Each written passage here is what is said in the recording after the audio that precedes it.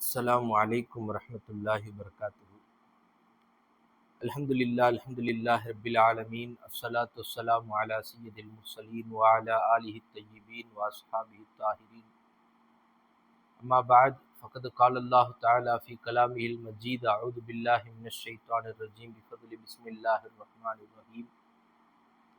الذي جعل لكم الأرض فراشا والسماء بناء وأنزل من السماء ماء فأخرج به من الثمرات رزقا لكم فلا تجعلوا لله أندادا وأنتم تعلمون.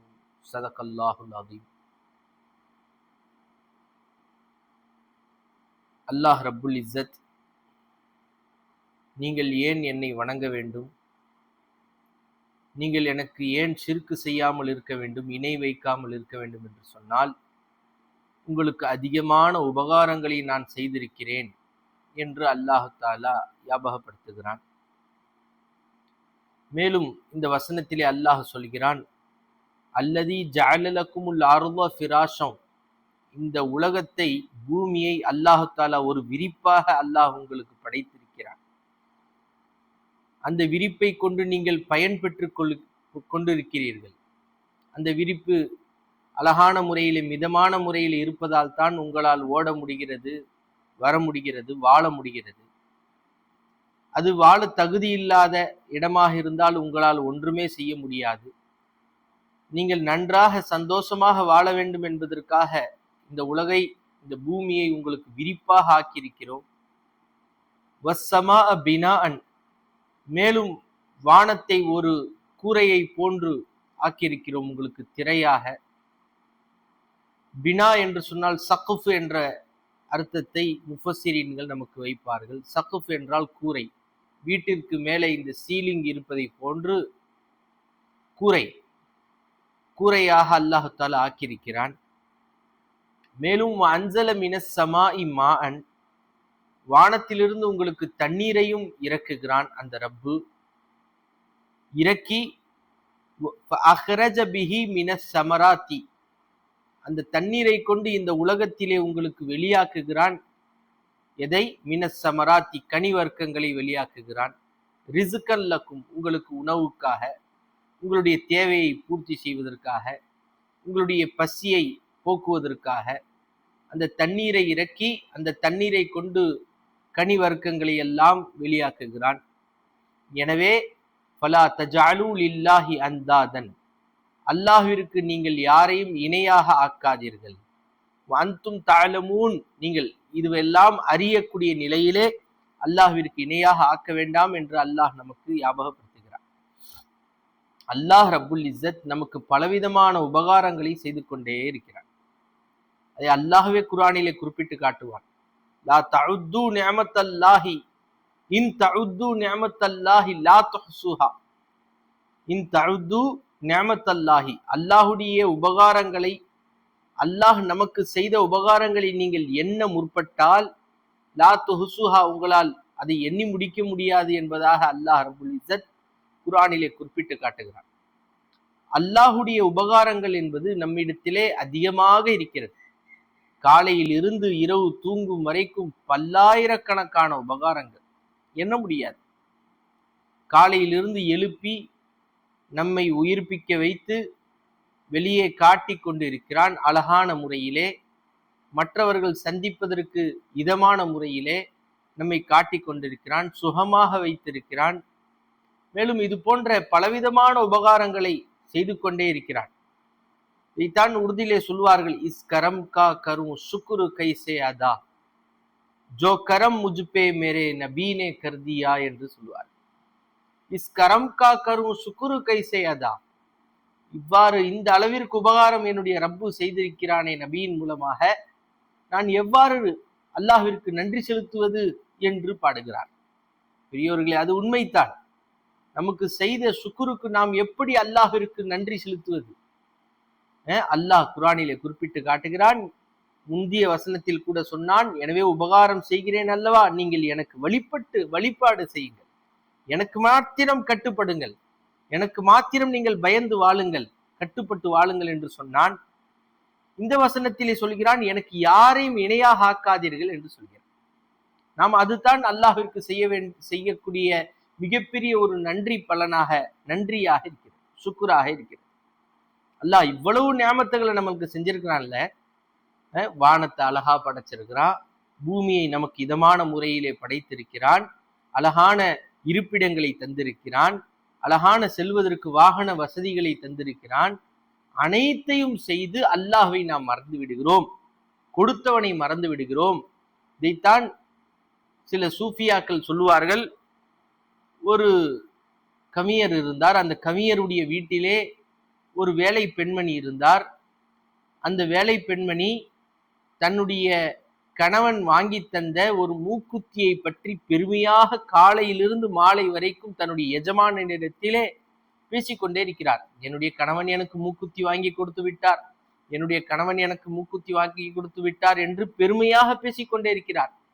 காலையிலிருந்து மாலை வரைக்கும் அந்த எஜமானனும் அப்படியா அப்படியா என்று கேட்டுக்கொண்டே இருந்தவர் மாலையில் வீட்டை விட்டு அந்த பெண்மணி தன்னுடைய வீட்டிற்கு செல்லும் பொழுது சொன்னார், அம்மா, இந்த மூக்குத்தியை வாங்கி கொடுத்த உன்னுடைய கணவனை இன்றைய காலையிலிருந்து மாலை வரைக்கும் எவ்வளவு புகழ் பாடினாய், எவ்வளவு நீ உயர்த்தி பேசினாய், அந்த மூக்கை கொடுத்தானே அந்த இறைவனை நீ நினைத்தாயா என்று கேட்டார்களாம். இதுதான் நம்முடைய நிலையாகவும் இருக்கிறது. அல்லாஹ் தஆலா அதைத்தான் குர்ஆனிலே குறிப்பிட்டு காட்டுகிறான். இன்னல் இன்சான லி ரப்பிஹி லகனூத். நிச்சயமாக மனிதன் தன்னுடைய ரப்புக்குத்தான் நன்றி கெட்டவனாக இருக்கிறான் என்று அல்லாஹ் சொல்கிறான். எனவே நாம் அதை விட்டு எல்லாம் ஒதுங்கி அல்லாஹ்விற்கு நன்றியாளர்களாக இருக்க வேண்டும். என்ன செய்ய வேண்டும்? அல்லாஹ் தஆலா குர்ஆனிலே குறிப்பிட்டு காட்டுகிறான், ஃபலா தஜஅலு லில்லாஹி அன்தாதா, அல்லாஹ்விற்கு இணையாக ஆக்காதீர்கள். ஏன் இந்த வசனத்தை சொன்னான் என்பதை பற்றி சொல்லும் பொழுது முஃபஸ்ஸிர்கள் சொன்னார்கள், பி அன்னஹு ரப்புக்கும் அல்லதி ரப்பாக்கும், உங்களை சிருஷ்டிக்கிறானே அப்படிப்பட்ட ரப்பு உங்களுக்கு எதையெல்லாம் உபகாரம் செய்தான் என்பதை ஞாபகப்படுத்துகிறான் என்று முஃபஸ்ஸிரீன்கள் நமக்கு ஞாபகப்படுத்துகிறார்கள். பி அஸ்னாஃபின் நிஅமி, நமக்கு பலவிதமான உபகாரங்களை செய்திருக்கிறானே அந்த உபகாரங்களை நமக்கு ஞாபகப்படுத்தி, எனவே நீங்கள் எனக்கு நன்றியாளர்களாக இருங்கள். என்ன நன்றி? எனக்கு இணை வைக்காதீர்கள், உங்களுக்கு இப்படியெல்லாம் செய்திருக்கிறேனே, நீங்கள் எனக்கு இணை வைக்க வேண்டாம் என்று அல்லாஹ் தஆலா சொல்கிறான். ஃபஹலகக்கும் பஅதல் அதம், நாம் இல்லாமையில் இருந்தோம், நம்மை உள்ளமையின் பக்கம் கொண்டு வந்தான். இந்த உலகத்திலே வெளியே காட்டிக் கொண்டிருக்கிறான், ஒவ்வொரு ஆணும் காட்டிக் கொண்டிருக்கிறான். அவன் ஒன்றை நினைத்து நம்மிலே ஒன்றை புடுங்கி விட்டான் என்று சொன்னால் அல்லாஹ் பாதுகாக்க வேண்டும். ஒன்றுமே நம்மால் செய்ய முடியாது. அல்லாஹ் தஆலா நன்றாக பார்க்க வைக்கிறான், நன்றாக பேச வைக்கிறான், அசை வைக்கிறான். எல்லாம் நம்முடைய கமால் இல்லை. அல்லாஹ் நம்முடன் இருந்து ஒவ்வொரு தேவையும் சதா பூர்த்தி செய்து கொண்டே இருக்கிறான். இதனால் அவன் என்ன எதிர்பார்க்கிறான்? அவனுக்கு யாரையும் ஷிர்க் வைக்கக்கூடாது, இணை வைக்கக்கூடாது, அவனை மட்டுமே வழிபட வேண்டும், அவனுக்கு மட்டுமே கட்டுப்பட வேண்டும் என்பதை அல்லாஹு தஆலா நம்மிடத்திலிருந்து எதிர்பார்க்கிறான் என்பதைத்தான் இந்த வசனம் நமக்கு தெல்ல தெளிவாக ஞாபகப்படுத்துகிறது. எனவே தான் அப்துல்லா ரலியல்லாஹு தஆலா அன்ஹு அவர்கள் அறிவிக்கிறார்கள், நான் நாயகம் ஸல்லல்லாஹு அலைஹி வஸல்லம் அவர்களிடத்திலே கேட்டேன், ஐயு ஸம்பின் அலமு இந்தல்லாஹ், அல்லாஹ்விடத்திலே எந்த பாவம் மிக கடுமையானது, மிகப்பெரிய பாவம் எது என்று நாயகம் ஸல்லல்லாஹு அலைஹி வஸல்லம் அவர்களிடத்திலே கேட்டதற்கு நாயகம் ஸல்லல்லாஹு அலைஹி வஸல்லம் சொன்னார்கள், அன் தஜஅல லில்லாஹி நிதாஅன் வஹுவ ஹலகக, அல்லாஹ்விற்கு ஒன்றை இணையாக ஆக்குவது. அவனோ உன்னை படைத்திருக்கிறான், அந்த படைத்த ரப்புக்கு நீ அவனுக்கு இணையாக ஆக்கிறப்பர், அதுதான் பெரிய பாவம் என்று சொன்னார். பெரியோர்களே, சகோதரர்களே, இணை என்று சொன்னால் நாம் ஷிர்க் செய்வது வெளியிலே பார்க்கிறோமே அது மாத்திரம் அல்ல.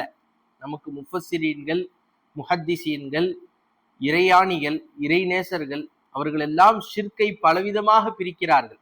நாம் ஷிர்க் என்று சொன்னால் சிலை வணக்கம் செய்வது, அல்லாஹ் அல்லாத வஸ்துக்களை வணங்குவது, இதை மாத்திரம்தான் ஷிர்க் என்று நினைத்து வைத்திருக்கிறோம்.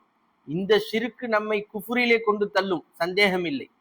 அடுத்தும் இன்னும் சில ஷிர்க்குகள் இருக்கிறது, நம்மிடத்தில் நடந்து கொண்டு தான் இருக்கிறது. உதாரணத்திற்கு அல்லாஹ் தான் பார்க்க வைக்கிறான் என்பது தான் தௌஹீத். ஆனால் நாம் நினைக்கிறோம் நான் பார்க்கிறேன் என்று நினைக்கிறோம், இது ஷிர்க். அல்லாஹ் பார்க்க வைக்கிறான், அல்லாஹுடைய பசாரத்தை கொண்டுத்தான், பார்வையை கொண்டுத்தான் நான் பார்க்கிறேன் என்பது தௌஹீத். நான் நானாக பார்க்கிறேன் என்பது ஷிர்க். இன்றைக்கு அதிகமான முஸ்லிம்கள் இதிலே மாட்டிக்கொண்டிருக்கிறோம். நான் என்பதிலே அதிகமாக ஐக்கியமாகி இருக்கிறோம். அல்லாஹ்தான் பேச வைக்கிறான் என்பது தௌஹீத். ஆனால் நான் பேசுகிறேன் என்று நினைக்கிறோமே, இது ஷிர்காக இருக்கிறது. அல்லாஹ்தான் கேட்க வைக்கிறான் என்பது தௌஹீத். ஆனால் நான் கேட்கிறேன் என்பதை நாம் நினைத்து வைத்திருக்கிறோமே, இது ஷிர்க். அல்லாஹ்தான் தேவையை பூர்த்தி செய்கிறான் என்பது தௌஹீத். என்னுடைய கடை என்னுடைய தேவையை பூர்த்தி செய்கிறது என்று நினைக்கிறோமே, இது ஷிர்க். அல்லாஹ்தான் தேவையை பூர்த்தி செய்கிறான் என்பது தௌஹீத். நம்முடைய பெற்றோர்கள் நம்முடைய தேவையை பூர்த்தி செய்கிறார்கள் என்று நினைக்கிறோமே, இது ஷிர்க். அல்லாஹ்தான் தேவையை பூர்த்தி செய்கிறான் என்பது தௌஹீத். நம்முடைய பிள்ளைகள் நம்முடைய தேவைகளை பூர்த்தி செய்கிறார்கள் என்று நினைக்கிறோமே, இதுவெல்லாம் பல விதமான ஷிர்க்குகளாக இருக்கிறது, இணை வைக்குதலாக இருக்கிறது. எனவே நாம் ஒவ்வொரு வினாடியும் அல்லாஹுடன் தால்லுக் பெற்றவர்களாக, அல்லாஹ்தான் அனைத்தையும் ஏற்பாடு செய்து கொண்டே இருக்கிறான், அல்லாஹ்தான் அனைத்தையும் செய்ய வைக்கிறான். இதுவெல்லாம் ஒரு நிஸ்பத்துகளாக, ஒரு இணைப்புகளாக இருக்கிறது. என்னுடைய தேவையை பூர்த்தி செய்வதற்கு இந்த தண்ணீர் ஒரு காரணமாக இருக்கிறதே தவிர அந்த தண்ணீர் என்னுடைய தேவையை பூர்த்தி செய்யவில்லை. அந்த தண்ணீர் என்ற காரணத்தை கொண்டு அல்லாஹ்தான் என்னுடைய தேவையை பூர்த்தி செய்தான். இந்த உணவு என்னுடைய பசியை தீர்க்க ஒரு காரணமாக இருக்கிறதே தவிர, ஒரு தொடர்பாக இருக்கிறதே தவிர, அந்த உணவு என்னுடைய பசியை தீர்க்கவில்லை.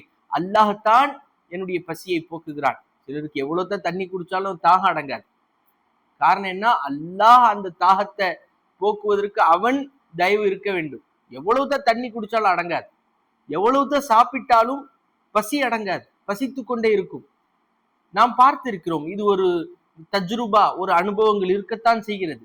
இதன் மூலமாக நாம் படிப்பினை பெற்றுக்கொள்ள வேண்டும். இந்த உணவின் மூலமாக நம்முடைய பசியை தீர்க்கவே முடியாது. அல்லாஹ் நினைத்தால்தான் நம்முடைய பசியை போக்க முடியும். இந்த தண்ணீரின் மூலமாக நம்முடைய தாகத்தை தணிக்கவே முடியாது.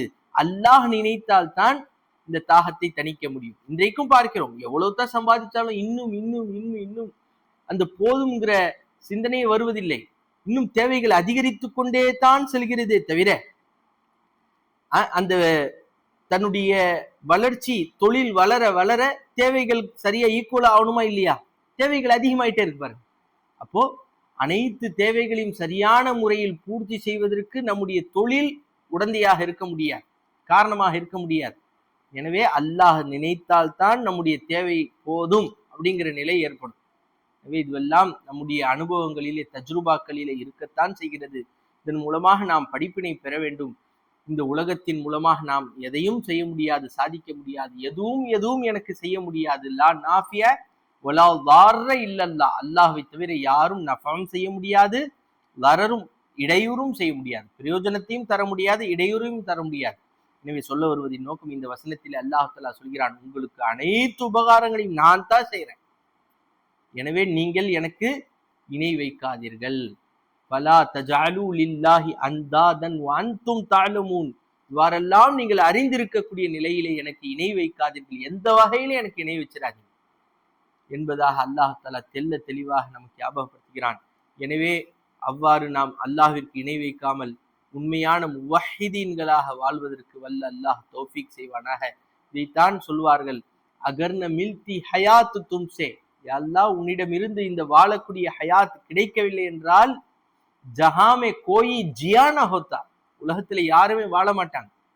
உலகத்துல எல்லாம் மையத்தா தான் இருப்பாங்க. அல்லாஹ் தஆலா தான் கொடுத்து அனைத்தையும் வெளியே காட்டி கொண்டிருக்கிறான், ஹயாத்தாக வைத்திருக்கிறான் என்பதை நாம் பலவிதமான வசனங்களின் மூலமாக நாம் பார்க்கிறோம். எனவே வல்ல அல்லாஹ் அதை விளங்கி அல்லாஹ்வை நெருங்குவதற்கு தௌஃபீக் செய்வானாக. ஆமீன் யா ரப்பல் ஆலமீன். வாஹிர் தஅவானா அனில் ஹம்துலில்லாஹி ரப்பில் ஆலமீன். ஸலாமு அலைக்கும் வ ரஹ்மத்துல்லாஹி வ பரகாத்துஹு.